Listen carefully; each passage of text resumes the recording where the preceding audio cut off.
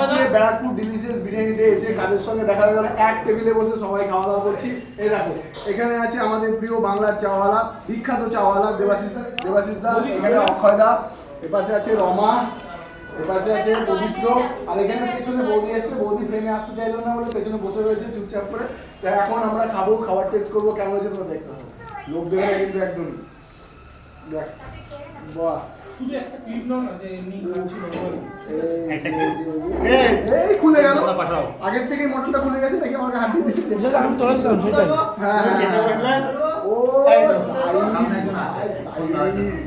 Dangerous size. আলু আলু আলু আলু আলু আলু আলু সুন্দর আলু আলু জাস্ট মোম। তো চলো খাবো। প্রথমে তো একেবারে খেয়ে চলে এসছে, হালকা হালকা রাইস দিয়ে চলো খাওয়া যাক।